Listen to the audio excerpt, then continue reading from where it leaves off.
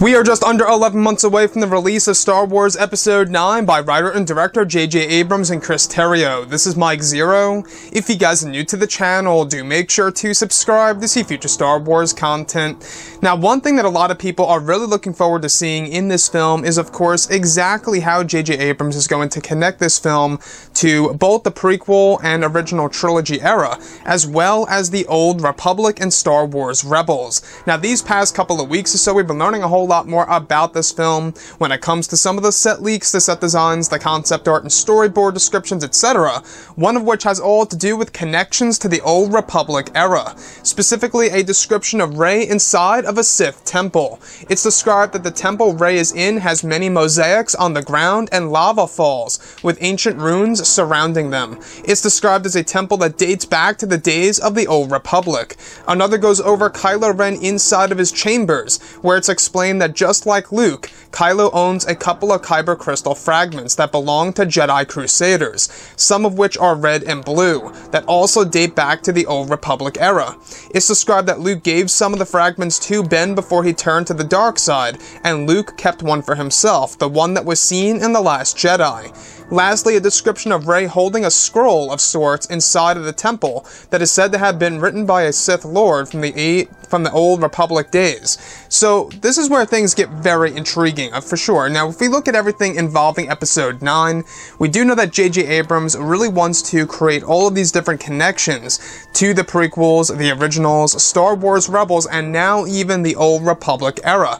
Now, not only is this good news because this would basically slowly make the Old Republic actually canon under the Disney era of the Star Wars franchise. In case you guys did not know, the Old Republic is considered Legends as of right now under Disney. And you can see, even in the Last Jedi Visual Dictionary, that they are trying to bring this back very slowly. In the Last Jedi Visual Dictionary, it goes over the Jedi Crusaders as well. Now, the Jedi Crusaders were a part of the Old Republic.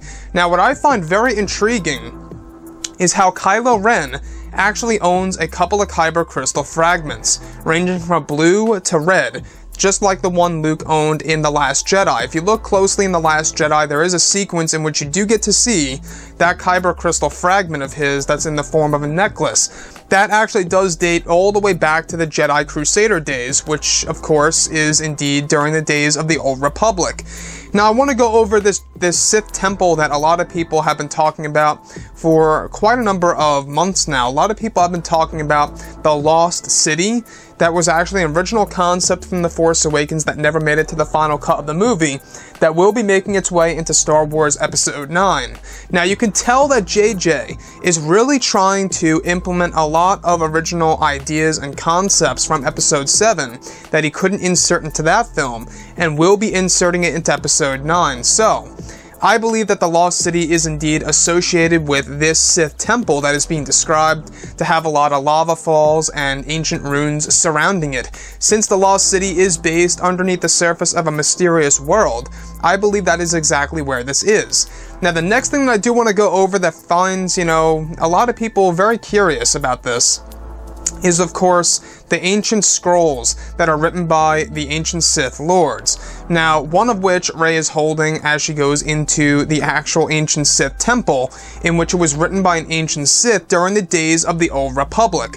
Now, if you think all the way back to the days of the Old Republic, especially in the video games that were produced years ago, you can see how many Sith there really were. The Sith were pretty much, flourishing, right? There were a whole bunch of them, and we can see that if you look in Episode 9, JJ wants to incorporate the Sith and Jedi as a backdrop, as a looming thing in the background, in order to progress the characters of both Rey and Kylo Ren. So you can see the baby steps that Disney and Lucasfilm are making to essentially bringing back the days of the Old Republic, visually speaking at least, in the form of a movie. And that's exactly why I believe the new Star Wars trilogy is going to be set during the days of the Old Republic by the creators of the Game of Thrones guys. That's my belief.